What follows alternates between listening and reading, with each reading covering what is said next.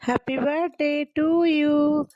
ଆମ ଝିଅର daily happy birthday, ସବୁଦିନ ତାର ହାପି ବାର୍ଥଡେ ହାପି ବାର୍ଥଡେ। ଆଜି ତ ଅସଲି ହାପି ବାର୍ଥଡେ ତାର, ଆଉ ଏତେ ହାପି ଅଛି ସେ। ଏବେ ଆସିଲା କେକ୍ କାଟିବା ପାଇଁ। ଏଇଟା ଦିନର ପ୍ରୋଗ୍ରାମ, ଏଇଟା ତାର ରାତିରେ ଆକ୍ଚୁଆଲି ବର୍ଥଡେ ହବା କଥା। ମୁଁ ଦିନରେ ପ୍ରୋଗ୍ରାମ ରଖିଥିଲି ଏଇଥିପାଇଁ, କାରଣ 10th ପିଲାଙ୍କର ଏକ୍ଜାମ ବି ଚାଲିଛି।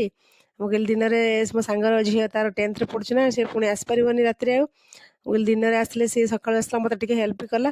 ମୁଁ ତାକୁ ତାପରେ ମ୍ୟାଡାମ ଆମର ପଳେଇବେ, ଆଜି ଗୋଟେ ବାହାଘର ପାର୍ଟି ଅଛି, ଦିନରେ କରିଦେଲି ସେଇଥିପାଇଁ, ନହେଲେ ରାତିରେ ରଖିଥାନ୍ତି।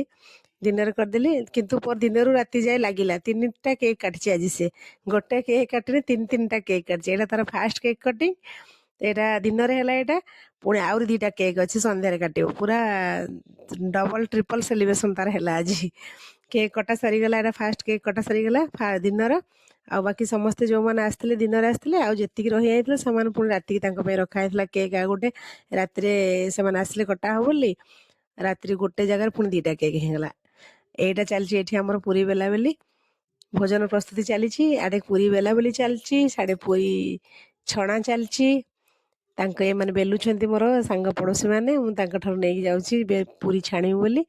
ବାକି ରୋଷେଇବାସ ସରିଆ ସରିଆ ହେଲାଣି ଆସି। ଗୋଟେ ବାସ ଆଇଟମ, ଏଇ ଖାଲି ଲାଷ୍ଟ ଆଇଟମଟା ଅଛି ପୁରୀ। ମୋ ସାଙ୍ଗ ଛାଣୁଛୁ ପୁରୀ, ଆମେ 2 ସାଙ୍ଗ ମିଶିକି କରିଛୁ। ମୋ ସାଙ୍ଗଟା 10ଟା ବେଳକୁ ଟିକେ ଆସିଲା, ପହଞ୍ଚିଲା ବୋଲି ମତେ ଟିକେ ହେଲ୍ପ ହେଇଗଲା। ତାପରେ ମୁଁ ଟିକେ ଟେନସନ ପଳେଇଲା, ଏକୁଟିଆ କରୁଥିଲି। ନାଇଁ, ସେମାନେ ସମସ୍ତଙ୍କୁ କହିଥିଲି ମୁଁ 10ଟା ସାଢେ 10ଟା ବେଳକୁ କାମ ସାରିକି ଆସିବ, ଟିକେ ହେଲ୍ପ କରିବ ବୋଲି। ଆଉ ସମସ୍ତେ କାମ ସାରିକି ବି ଟାଇମରେ ଆସିଥିଲେ। ସେ ଆସିଲା ବେଳକୁ ମୋର ସରି ଯାଇଥିଲା ରୋଷେଇ। ମୁଁ କହିଲି ଖାଲି ଆଉ ବାକି ନାହିଁ କିଛି, ଖାଲି ପୁରୀଟା ଅଛି, ପୁରୀଟା ବେଲି ଦିଅ। ପୁରୀଟା ଲାଷ୍ଟ ଆଇଟମ, ବାକି ସବୁ ସରିଗଲାଣି। ଏଇଟା ହେଲା ଆମର ମିକ୍ସ ଭେଜଟା, ସବୁ ସବଜି ଆଉ ପନିର ପଡ଼ିକି ମିକ୍ସ ଭେଜ। ଏଇଟା ହେଲା କ୍ଷୀରି। ତାପରେ ଏଠି ଚାଲିଛି ପୁରୀ ଛଣା। ପୁରୀ ଚାଲିଛି, ସେପଟେ ବେଲା ଚାଲିଛି, ଏପଟେ ଛଣା ଚାଲିଛି। ଏଇଟାର ଲାଷ୍ଟ ଆଇଟମ ଏଇଟା। ଆଉ ଭାତ ସରିଛି ବନା। ଆଉ ଭାବୁଥିଲି ଆଉ ଗୋଟେ ଆଇଟମ କରିବି ବୋଲି, ମନ ଭିତରେ ଭାବିକି ରଖିଥିଲି। ମୁଁ କହିଲି ଟାଇମ ହବ କରିବି, କିନ୍ତୁ ସତକୁ ସତ ଆଉ ଟାଇମ ହେଲାନି, କି ସେ ଆଇଟମ ବି କରି ହେଲାନି। ଆଉ ଏଇଟା ହେଲା ଆମର ଓଡ଼ିଆ ଘରର ମୁଖ୍ୟ ଆଇଟମ, ଡାଲମା। ଯୋଉ ଭୋଜି ଯାହା ବି ହଉ, ଡାଲମା ନହେଲେ ଅଧୁରା। ଡାଲମା ଏଇଟା, ଯିଏ ପୁରୀ ଡାଲମା ଖାଇବ, କିଏ ପୁରୀ ଭାତ ଡାଲମା ବି ଖାଇବେ ଲୋକ ଭଲ ପାଆନ୍ତି, ପୁରୀ ଡାଲମା ବି ଖାଇବାକୁ ଭଲ ପାଆନ୍ତି ଲୋକ। ଯାହାକୁ ଯୋଉଥିରେ ପସନ୍ଦ ସିଏ ଖାଇବ। ଆଉ ସବଜିରେ ଯିଏ ଖାଇବ, କି ଡାଲମାରେ ଖାଇବ। ପୁରୀ ଡାଲମା କ୍ଷୀରି ସବଜି, ବାସ୍ ଏତିକି ଆଇଟମ। ଆଉ ଅଧିକ ହେଇପାରିଲାନି। ଏଇ ଛୋଟ ଛୁଆ ଝାମେଲାରେ କାମ ଏଗୁଡା କରିବା ବି ଭାରି କଷ୍ଟ। ଯେ ଲାଗିବ ସବୁ କରି ପକେଇବି, କିନ୍ତୁ କଲା ବେଳକୁ ଜଣା ପଡୁଛି କେତେ କଷ୍ଟ ଏଇଟା। ଇଏ ମାନେ ସରିଲା ଏଇଟା କାମ, କିନ୍ତୁ ଗୋଟେ ଖୁସି ଲାଗେ। ଗୋଟେ ଆଉ ଗୋଟେ କୋଉ ଭଲ ମନ୍ଦ ଦିନରେ ଟିକେ କରିଲେ ଟିକେ ଇଣ୍ଟରେଷ୍ଟ ଲାଗେ, ଖୁସି ଲାଗେ କରିବା ପାଇଁ। ତାପରେ ପଛେ ଟିକେ କଷ୍ଟ ଲାଗିବ। ଏଇଟା ଆମର ଆସିଗଲା ସନ୍ଧ୍ୟା ବେଳର ସେଲିବ୍ରେସନ। ଏଇ ଝିଅ ମାନେ ତାର ଆସିଗଲେ, ତା ଦିଦି ମାନେ। ତା ପାଇଁ ଏଇ ଡ୍ରେସଟା ବି ଆଣିକି ଆସିଛନ୍ତି, ପିଙ୍କ କଲର ଡ୍ରେସଟା। ଦିଦି ମାନେ ମିଶିକି ଆଣିଛନ୍ତି ଗୋଟେ ଭଲ ଡ୍ରେସଟା ତା ପାଇଁ।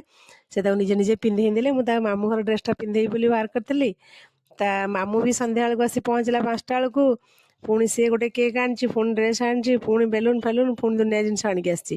ମୁଁ କହିଲି 2 ଜଣଙ୍କ କେକ୍ ଏକାଠି ରଖିଦବା, 2ଟା କେକ୍ କାଟିଦବା ଆଉ ଏକାଠି। ଆଉ ସେ ସେଇ ସେଇ ଏଇଟା ସନ୍ଧ୍ୟାବେଳରେ ଲାଷ୍ଟ କେକ୍ କଟିଂ। ଏଇଟା ତାର ଏଇ 2ଟାକ ଏକା ବେଳେ କାଟିଛି। ତାପରେ ଭାଇ ଭଉଣୀ 2 ଜଣ ମିଶିକିରି, ତା ମାମୁଁ ପୁଅ ଭାଇ ଆସିଥିଲା। ମୁଁ କହିଲି ଭାଇ ଭଉଣୀ 2 ଜଣ ମିଶିକି 2ଟା କେକ୍ କାଟ। ଇଏ ତ କେକ୍ କାଟିବାକୁ ମାଷ୍ଟର, ଆକୁ ତ କହିବାକୁ ପଡିବ ନା। ଇଏ ସିଧା କେକ୍ ଆଟାକ୍ କରୁଛି, ଆଉ ସିଧା କାଟିବ କଣ, ଚାକୁରେ ନେଇ ସିଧା ଖାଇଦଉଛି। ତାକୁ କହିବାକୁ ପୁରା ଭାରି ଖୁସି ଲାଗୁଛି। ପୁଅର ଗୋଟେ, ତାର ଗୋଟେ, 2 ଜଣ ଭାଇ ଭଉଣୀ 2 ଜଣ ଯାକ ବୋଲି ମିଶିକି କାଟ। ସିଏ ତାକୁ ଠେଲି ପକଉଛି, ତୁ ଯା, ମୁଁ ଏକୁଟିଆ କାଟିବି। ତାକୁ ସବୁ ଜଣା। ତାପରେ ସେଠୁ ସିଏ ଗୋଟେ କାଟିଲା, ଇଏ ଗୋଟେ କାଟିଲା, 2 ଜଣ ଯାକ ଭାଇ ଭଉଣୀ 2ଟା କେକ୍ କାଟିଲେ। ଦେଖ କେମିତି କେମିତି କେମିତି ହଉଛି, ଦେଖ କାହା କଥା ଶୁଣିବନି ସେ। ସେ ପୁରା ଏନ୍ଜୟ କରିଛି ଆଜି। ତା ଭାଇ ଦେଖ କେମିତି ତାକୁ ଖୁଆଇ ଦଉଛି କେକ୍, ଦେଖ ତା ହାତ କେମିତି ଛାଟି ଦଉଛି। ଭାଇଟା କେଡେ ଶ୍ରଦ୍ଧାରେ ଖୁଆଇ ଦଉଛି, ତାକୁ ଛାଟି ପକଉଛି। ତା ମୁହଁକୁ 3 ଥର ଆପଣ ଖଣ୍ଡିଆ କରିସାରିଲାଣି। ଆମ ଝିଅ ଟିକେ ଅଛି, ଦୁଷ୍ଟ ଟିକେ ଅଛି। ସେ ତାକୁ ଏତେ ଭଲ ପାଉଛି, ତା ପାଖେ ଜଗିକି ବସିଛି। ସେ ଆସିଲା ବେଳକୁ ଶୋଇ ପଡିଥିଲା, ତା ମୁଣ୍ଡ ପାଖେ ଜଗିକି ବସିଲା। ମୁଁ କହିଲି ତାକୁ ଉଠା ନା, ସେ ଉଠିଲେ କାନ୍ଦିବ। ସେ ଉଠିଲେ କେକ୍ କାଟିବ। ତାକୁ ସେତିକି ସମୟ ଯେ ଜଗିକି ବସିଲା, ତା ପାଖରେ ଗୋଟେ ଗୋଟେ ଗିଫ୍ଟ କାଢିକି ରଖୁଥାଏ। କହୁଥାଏ ଏଇଟା ତାର ପସନ୍ଦ, ସେଇଟା ତାର ପସନ୍ଦ, ଏଇଟା ଦେଖିଲେ ସେ ଖୁସି ହବ, ସେଇଟା ଦେଖିଲେ ଖୁସି ହବ। ମୁଁ ତାକୁ ଜଗି ଜଗିକି ଯାଇ, ମୁଁ ଆଉ ଟିକେ ଶୋଇପଡୁ, ତାକୁ ଉଠେଇବୁ ପଛରେ। ସେ ସାଙ୍ଗେ ସାଙ୍ଗେ ଉଠିଲା ମାନେ କାନ୍ଦିବ। ଉଠିକି ସରିଗଲା କେକ୍ କଟିଂ। ତାପରେ ସମସ୍ତେ ଟିକେ ଟିକେ କେକ୍ ଖାଇଲୁ, ସମସ୍ତଙ୍କୁ ଟିକେ ଟିକେ କେକ୍ ଦେଇଦେଲି। ଯେତିକି ବାକି ଥିଲେ, ମାନେ ସନ୍ଧ୍ୟା ବେଳକୁ ଏତିକି ଥିଲେ। ଆଉ ବାକି ସବୁ ଦିନରେ ସମସ୍ତେ ଆସିକି ପଳେଇଥିଲେ। ସନ୍ଧ୍ୟା ବେଳକୁ ଏଇ ଝିଅମାନେ ଆମର ଥିଲେ, ଆଉ ତା ମାମୁଁ, ତାର ଗେଲୁର ମାମୁଁ ଆଉ ଗେଲୁର ଭାଇ ଏତିକି ଥିଲେ। ଏତିକିରେ ଆମର 7ଟା 7:30 ନାହିଁ 8ଟା ବାଜିଗଲା, 8ଟା 8:30 ହେଇଗଲା। ଏଇଥିରେ ସକାଳୁ ସନ୍ଧ୍ୟା ଯାଏ ପୁରା ସେଲିବ୍ରେସନ୍ ଏମିତି ହେଲା ଯେ ପୁରା ସକାଳୁ ସନ୍ଧ୍ୟା ଯାଏ ଲାଗିଛି। ଆଉ ମାନେ ଇଏ ନାହିଁ, ରେଷ୍ଟ ନାହିଁ ମୋତେ ଆଉ। ମୁଁ ତାକୁ ଅପେକ୍ଷା କରିକି ବସିଥିଲି, ଟିକେ କାମ ସରିଗଲେ ମୁଁ ଟିକେ ରେଷ୍ଟ କରିବି। ଜଣା ପଡ଼େନି ସିନା କଷ୍ଟଟା, ତାପରେ ସରିଗଲା ପରେ ସବୁ କାମ, ତାପରେ ଜଣା ପଡ଼େ ଏଇ କଷ୍ଟଟା। ଏମାନେ ଯାହା ବି ହେଲେ ପିଲାମାନଙ୍କୁ ଟିକେ ଆମେ ଇନ୍ତଜାର କଲୁ, ଛୁଆମାନେ ଆସିଲା ପର୍ଯ୍ୟନ୍ତ ମୁଁ ଯାହା ବି ହେଲେ ବସିବି, ମୋତେ ଶୋଇଲା ମାନେ ଆଉ ଉଠିବିନି ମୁଁ ସେଇଥିଲାଗି ତାକୁ ସକାଳୁ ସନ୍ଧ୍ୟା ଯାଏ ଆଉ ରେଷ୍ଟ କରିପାରିଲିନି। ଗେଲୁ ଶୋଇଲା ପରେ ମୁଁ ସବୁ କାମ ସାରିଦେଲି। ମୁଁ କହିଲି ସେ ଝିଅମାନେ ଆସିକି କେକ୍ କାଟିକି ଗଲା ପରେ ତାପରେ ଯାଇ ରେଷ୍ଟ, ତାପରେ ଏଇଠି ସମସ୍ତଙ୍କୁ ଖାଇବାକୁ ଦେଇଦେଲି। ଏତିକି ଲୋକ ଆମେ ବାକି ଥିଲୁ। ତାପରେ ଆମର ଭୋଜନ ଚାଲିଛି, ମୁଁ ତାଙ୍କରି ପାଖରେ ବସିକି ମୁଁ ବି ଦିଟା ଖାଇଦେଲି। ମୁଁ କହିଲି ପରେ ଏମାନେ ଗଲା ପରେ ମୋର ଆଉ କାମ ହଉ କି ନ ହଉ, ଯିଏ ଯୋଉଠି ପଡ଼ିଛି ପଡ଼ିଥାଉ, ମୁଁ ମୋର ରେଷ୍ଟ କରିବି। ନିଦ ଭାଙ୍ଗିଲେ ଉଠିକିରି କରିବି କାମ, ନହେଲେ ନାହିଁ। ତାପରେ ତ ଗଲା ଆଙ୍କରି ସହିତ ଟିକେ ବସିକିରି ଖାଇଲି, ଖାଇସାରିଗଲା ଶୋଇଛି। ଆଉ ଯାହା କାମ ବାକି ଥିଲା ସକାଳେ ଉଠିକି କଲି। ଆଉ ବାକି ଆଉ ପେସେନ୍ସ ନଥାଏ ଆଉ ବସିବା ପାଇଁ କି ଆଉ କ'ଣ କାମ ରହିଲା କରିବା ପାଇଁ। ସକାଳୁ ପୁରା ସନ୍ଧ୍ୟା ହେଇଗଲା, ଡବଲ ସେଲିବ୍ରେସନ୍ ହେଇଗଲା ନା। କେମିତି ଲାଗିଲା ଆପଣମାନଙ୍କୁ ସାଙ୍ଗମାନେ କହିବେ ବର୍ଥଡେ?